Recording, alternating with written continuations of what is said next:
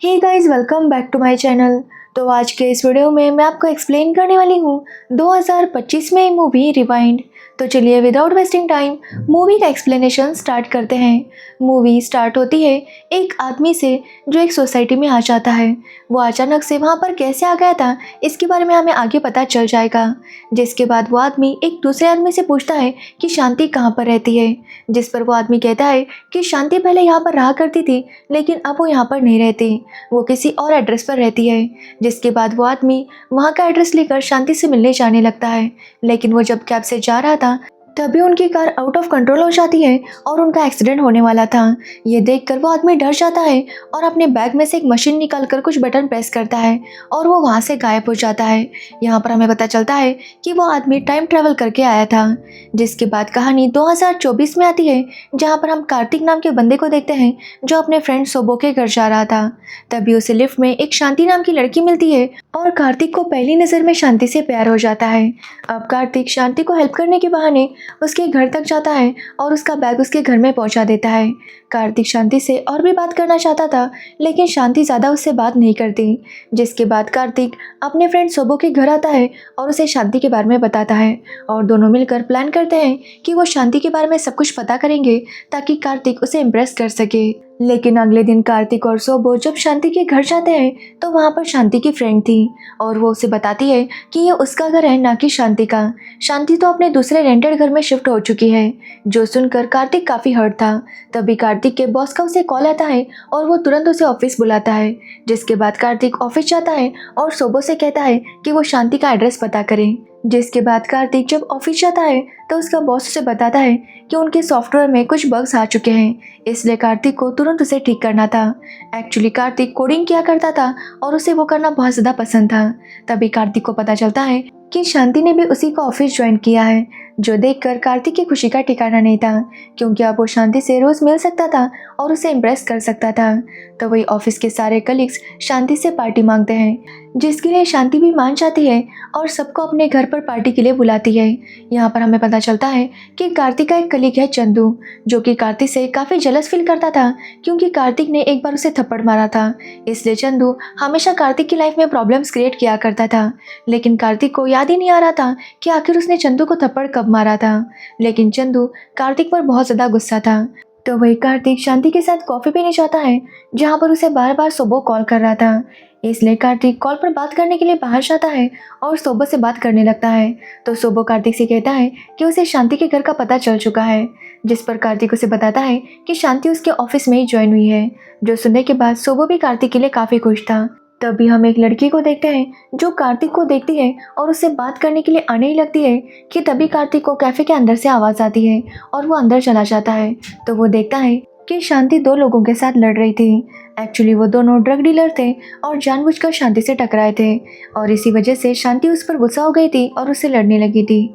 अब वहाँ पर कार्तिक आता है, जिसे देखने के बाद वो दोनों ही ड्रग डीलर काफ़ी गुस्सा हो जाते हैं और कार्तिक को पीटने के लिए आने लगते हैं और वो कार्तिक से कहते हैं कि आज वो उससे बदला लेकर रहेंगे। अब ये सुनकर कार्तिक भी काफ़ी शॉक था क्योंकि वो तो उन दोनों को पहली बार देख रहा था। तो फिर ये दोनों पहले से कार्तिक को कैसे जानते हैं। लेकिन कार्तिक उन दोनों को पीट देता है और वहाँ से शांति को लेकर चला जाता है। जिसके बाद रात को सब लोग शांति के घर पार्टी के लिए मिलते हैं, जहाँ पर कार्तिक भी आया था।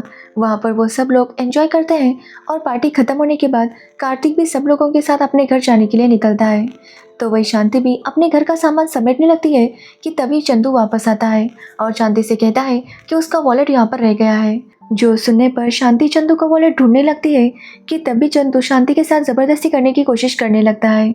अब शांति उसे काफ़ी रोकती है और वहाँ से भागने की कोशिश करती है, लेकिन चंदू उसे छोड़ नहीं रहा था। जिसके बाद शांति वहाँ से भागकर अपने रूम में छुप जाती है और चंदू से कहती है कि वो यहाँ से चला जाए।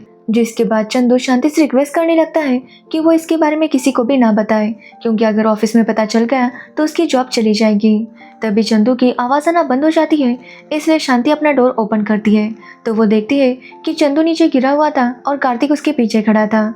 उसे लगता है कि कार्तिक ने चंदू को मार दिया। तो वही कार्तिक शांति से कहता है कि जब शांति हेल्प के लिए चिल्ला रही थी तो कार्तिक नीचे था। वो शांति की आवाज़ सुनकर जब ऊपर आया तो उसने देखा कि यहाँ पर चंदू गिरा हुआ था। उसने चंदू को नहीं मारा। अब ये सुनने पर शांति कहती है कि अगर उसने चंदू को नहीं मारा, कार्तिक ने चंदू को नहीं मारा, इसका मतलब कोई और भी है जो शांति के घर में आया था।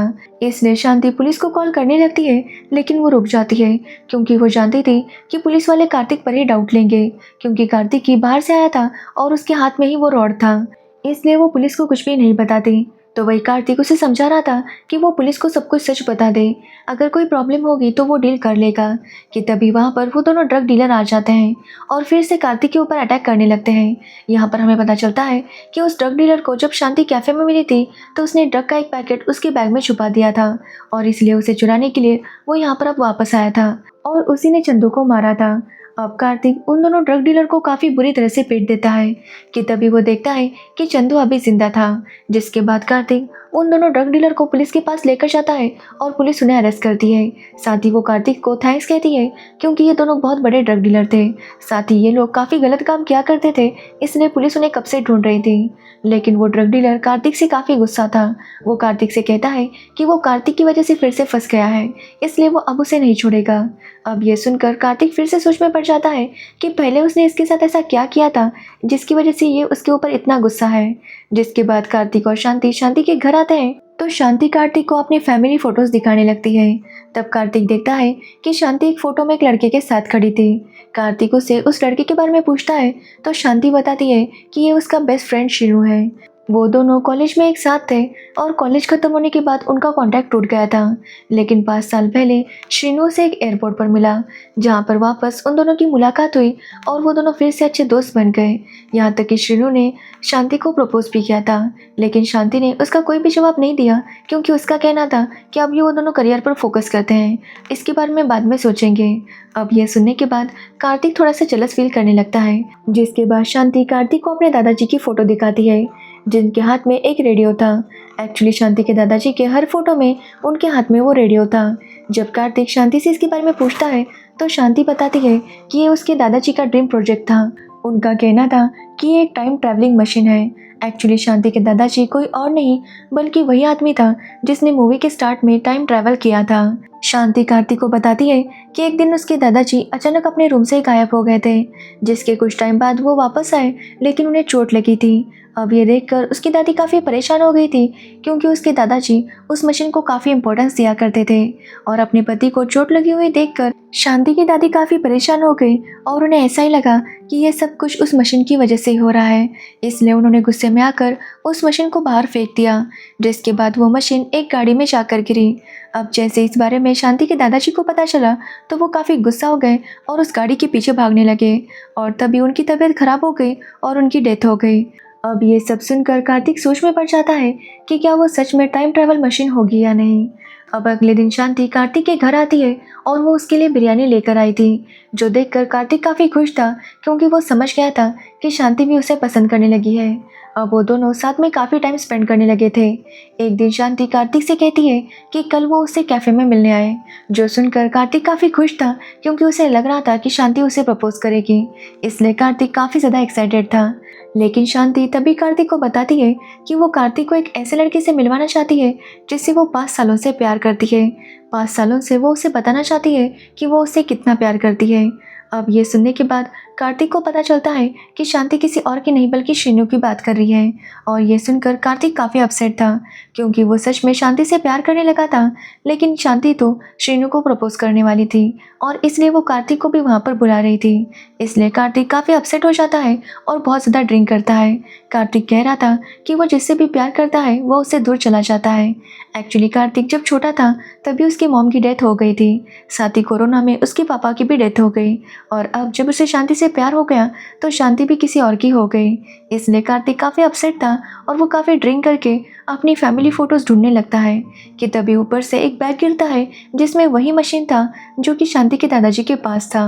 और यहाँ पर हमें पता चलता है कि शांति की दादी ने जब उस मशीन को फेंका था तो वो मशीन कार्तिक के दादा की गाड़ी में जाकर गिरा था, जिसके बाद कार्तिक के दादाजी ने उस मशीन को कार्तिक के पापा को दे दिया था और इसी वजह से वो मशीन अभी कार्तिक के घर में था, जिसके बारे में कार्तिक को भी पता नहीं था। अब दूसरे दिन जब कार्तिक को होश आता है और वो उस मशीन को देखता है तो वो समझ जाता है कि ये वही मशीन है जो शांति के दादाजी के पास थी। जिसके बाद कार्तिक यही सोचने लगता है कि अगर ये सच में टाइम मशीन होगी तो वो टाइम में पीछे जाएगा और शांति और श्रीनू को मिलने से रोकेगा। कार्तिक को पता चला था कि शांति और श्रीनू 5 साल पहले एयरपोर्ट पर वापस मिले थे, इसलिए कार्तिक फैसला करता है कि वो टाइम ट्रैवल करके 5 साल पीछे जाएगा, जहाँ पर वो अपने पापा को भी बचा सकेगा और साथ ही वो श्रीनू और शांति को भी मिलने नहीं देगा। जिसके बाद कार्तिक उस मशीन को रिपेयर करने लगता है और टाइम ट्रैवल करने की कोशिश करने लगता है कि तभी हम शांति को देखते हैं, जो कार्तिक के घर पर आती है और डोरबेल बजाने लगती है। वो कार्तिक को आवाज़ दे रही थी, लेकिन कार्तिक बाहर नहीं जाता, बल्कि वो टाइम ट्रैवल करके 5 साल पीछे चला जाता है। अब टाइम ट्रैवल करने के बाद भी कार्तिक अपने ही घर में था, जिसकी वजह से वो समझ नहीं पा रहा था कि वो 5 साल पीछे आ चुका है या नहीं। तभी कार्तिक की डोरबेल बजती है और जब वो बाहर जाकर देखता है तो उसके पापा थे। उसके पापा ऑफिस से लौट कर आए थे, जो देखकर कार्तिक काफ़ी इमोशनल हो जाता है, क्योंकि वो 5 साल बाद अपने पापा से मिल रहा था। साथ ही पापा को देखकर कार्तिक समझ जाता है कि वो 5 साल पीछे आ चुका है, इसलिए वो डिसाइड करता है कि इस बार वो अपने पापा को भी बचा देगा और शांति को भी वापस पा लेगा। जिसके बाद कार्तिक अपने पापा से कहता है कि वो अपने सेहत का ध्यान रखे, क्योंकि अब कोरोना आने वाला है, इसलिए उन्हें अब अपना बहुत ज़्यादा ख्याल रखना होगा। जो सुनकर कार्तिक के पापा भी काफ़ी शॉक थे कि कार्तिक ये क्या बोल रहा है। जिसके बाद कार्तिक शांति के घर पे चला जाता है, जहाँ पर शांति रहा करती थी। वो शांति पर नज़र रखने लगता है और डिसाइड करता है कि जब शांति और श्रीनू एयरपोर्ट पर मिले थे, उस दिन वो शांति को एयरपोर्ट पर ही जाने नहीं देगा। वो उसे किसी न किसी तरह से बिजी रखेगा, जिससे शांति की वो फ्लाइट छूट जाएगी। इसलिए कार्तिक कोई ना कोई बहाना ढूंढने लगता है ताकि शांति को देर हो सके। कभी उसके रूम के बाहर वो सत्संग करवाता ताकि शांति सो ना सके। साथ ही पहले कार्तिक शांति के ऑफिस जाता है और शांति के बॉस को कहता है कि वो शांति की छुट्टियां कैंसिल करे और इसके बदले वो उसे बहुत बड़ा प्रोजेक्ट देगा। अब ये सुनने पर शांति का बॉस उसे फोर्स करता है कि वो इस बार अपनी छुट्टियां कैंसिल करे।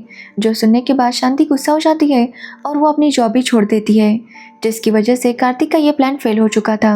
अब कार्तिक यही सोच रहा था कि वो आगे क्या करे कि तभी उसे वो ड्रग डीलर दिखाई देता है, जो आगे चलकर बहुत बड़ा क्रिमिनल होने वाला था।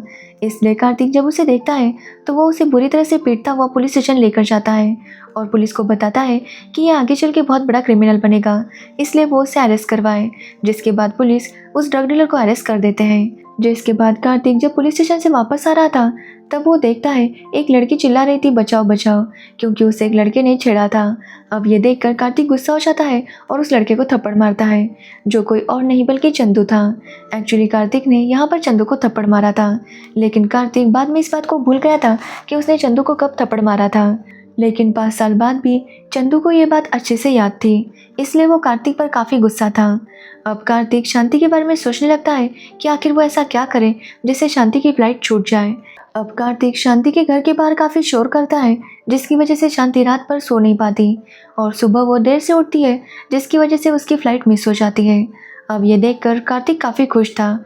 जिसके बाद कार्तिक फैसला करता है कि अब वो जाकर अपने पापा को बचाएगा कि तभी उसे पता चलता है कि शांति अगले फ्लाइट से जाने वाली थी और उसी फ्लाइट से श्रीनू भी जाने वाला था। जो सुनकर कार्तिक काफ़ी टेंशन में आ जाता है कि आखिर वो शांति को कैसे रोकेगा। जिसके बाद कार्तिक शांति के घर जा ही रहा था कि तभी रास्ते में उसे शांति मिलती है, जो कार्तिक से कहती है कि वो उससे बहुत प्यार करती है। जो सुनने के बाद कार्तिक काफ़ी शॉक था, साथ ही वो बहुत ज़्यादा खुश था। शांति उसे कहती है कि वो उसे सच में बहुत ज़्यादा प्यार करती है। अब ये सुनकर कार्तिक इतना शॉक था कि उसका रोड पर ध्यान नहीं जाता और उसका एक्सीडेंट हो जाता है, जिसकी वजह से कार्तिक को काफ़ी ज़्यादा चोट आई थी। जिसके बाद शांति कार्तिक को हॉस्पिटल लेकर गई, लेकिन शांति को अपनी फ़्लाइट पकड़नी थी, इसलिए वो वहाँ से जाने लगती है। लेकिन जाने से पहले वो अपने दोस्त नैन्सी से कहती है कि वो कार्तिक का ध्यान रखे और जैसे ही वो होश में आए वो उसे इन्फॉर्म करे। नैन्सी भी उसे वादा करती है कि वो कार्तिक का ध्यान रखेगी। साथ ही नैन्सी शांति से पूछती है कि आखिर उसने कार्तिक को आई लव यू क्यों कहा, तो शांति उसे बताती है कि उसने पहली बार कार्तिक को अपने ऑफिस में देखा था। जब उसने कार्तिक को देखा था तो उसे पहली नज़र में कार्तिक से प्यार हो गया। शांति ने अपने घर के बाहर कई बार कार्तिक को देखा, जहाँ पर वो हर किसी की मदद किया करता था और ये देखकर शांति उससे काफ़ी इम्प्रेस हो गई थी। अब ये सब देखने के बाद शांति ने फैसला किया कि वो कार्तिक को प्रपोज करेगी, लेकिन तभी शांति को पता चला कि उसकी माँ की तबीयत खराब है, जिसकी वजह से शांति उसमें बिजी हो गई थी। उसने कार्तिक को ढूंढने की कोशिश भी की, लेकिन कार्तिक का उसे कहीं पर भी पता नहीं चला। लेकिन जब आज सुबह नैन्सी शांति से मिलने आई और उसने उसे रिक्वेस्ट किया कि वो उसके प्रैंक वीडियो में पार्टिसिपेट करे, क्योंकि जो लड़की आने वाली थी उसने अचानक से कैंसिल कर दिया था, इसलिए शांति उस वीडियो में काम करने के लिए मान गई। जब वो लोग वीडियो शूट कर रहे थे तभी नैन्सी को कार्तिक दिखा और जैसे उसने कार्तिक को देखा उसने अपने दिल की बात कार्तिक को बोल दी। लेकिन तभी कार्तिक का एक्सीडेंट हो गया। शांति कहती है कि अगर उसकी माँ के इलाज के लिए उसे जाना ना होता तो वो कार्तिक के लिए रुक जाती, लेकिन उसकी माँ के पास कोई भी नहीं है इसलिए उसे जाना पड़ेगा। इसलिए वो नैन्सी से कहती है कि वो कार्तिक का अच्छे से ध्यान रखे। ये बोलकर शांति वहाँ से जाने लगती है। अब शांति जब एयरपोर्ट पर आती है तो वो काफ़ी ज़्यादा उदास थी कि तभी वहाँ पर उसका दोस्त श्रीनू उससे मिलता है और शांति श्रीनू को बताती है कि जिस लड़के से वो इतना प्यार करती थी उसका आज एक्सीडेंट हो गया, जिसकी वजह से वो काफ़ी अपसेट है क्योंकि वो कार्तिक के साथ आज रुक नहीं पाई थी। लेकिन श्रीनू उसे कहता है कि वो चिंता ना करे, कार्तिक जल्दी ठीक हो जाएगा। जिसके बाद शांति दिल्ली गई और उसकी माँ का इलाज हो गया। उसका इलाज होने के बाद जब उसने नैन्सी को कॉल किया तो नैन्सी ने बताया कि कार्तिक के एक्सीडेंट में पुलिस केस होने वाला था, इसलिए नैन्सी वहाँ से निकल गई थी ताकि पुलिस केस में उसका नाम ना आए। अब ये सुनकर शांति काफ़ी गुस्सा हो जाती है और नैन्सी से बात करना बंद कर देती है। जिसके बाद शांति उस हॉस्पिटल में कॉल करती है तो उसे पता चलता है कि कार्तिक के पापा उसे लेकर गए, लेकिन कार्तिक की याददाश्त जा चुकी है, वो कुछ टाइम की मेमोरी भूल चुका है। अब ये सुनने पर शांति समझ गई थी कि कार्तिक उसे भूल चुका होगा। जिसके बाद शांति कार्तिक के बारे में पता करने लगती है कि आखिर वो कहाँ पर है, लेकिन उसे कार्तिक का पता नहीं चल रहा था और इसके लिए शांति ने श्रीनू की हेल्प ली। जिसके बाद 5 साल बाद जब शांति को पता चला कि कार्तिक हैदराबाद में है तो वो हैदराबाद चली आई। जब शांति ने हैदराबाद में आने के बाद कार्तिक को देखा था तो वो उसे देखकर काफ़ी खुश हो गई थी, लेकिन कार्तिक जिस तरह से शांति से बात कर रहा था ये सुनकर शांति समझ गई थी कि कार्तिक उसे भूल चुका है। इसलिए शांति ने कार्तिक का ऑफिस ज्वाइन किया ताकि वो कार्तिक के पास रह सके और फिर से उसे इम्प्रेस कर सके। साथ ही शांति ने कार्तिक से झूठ बोला था कि श्रीनू ने उसे प्रपोज किया था, क्योंकि वो देखना चाहती थी कि कार्तिक जेलस फील करता है या नहीं। और जब कार्तिक जेलस हो रहा था तो वो देखकर शांति समझ गई कि कार्तिक उसे पसंद करता है। जिसके बाद शांति ने फैसला किया कि वो फाइनली कार्तिक को प्रपोज करेगी और उसे बता देगी कि वो 5 साल से उसे प्यार करती है। लेकिन शांति श्रीनू और कार्तिक को भी मिलवाना चाहती थी, क्योंकि श्रीनू ने ही कार्तिक को ढूंढने में उसकी मदद की थी। लेकिन कार्तिक को ऐसे लगा कि शायद शांति श्रीनू को प्रपोज करने वाली है, जिसकी वजह से वो काफ़ी अपसेट हो गया। अब शांति अगले दिन कार्तिक को यही बताने के लिए आई थी कि कल वो उससे मिलने क्यों नहीं आया, लेकिन तब तक कार्तिक वापस टाइम ट्रैवल करके 2019 में चला गया था, जहाँ पर कार्तिक का एक्सीडेंट हो चुका है और वो फिर से शांति को भूल जाएगा। यानी कि कार्तिक एक टाइम लूप में फंस चुका है और यही सब रिपीट होता रहेगा और इसी के साथ ये मूवी एंड हो जाती है। तो ये थी रिवाइंड मूवी की स्टोरी। अगर आपको इस मूवी की स्टोरी और मेरा एक्सप्लेनेशन पसंद आया हो तो वीडियो को लाइक कमेंट शेयर ज़रूर करना और मेरे चैनल को सब्सक्राइब करना बिल्कुल मत भूलना। Thanks for watching video.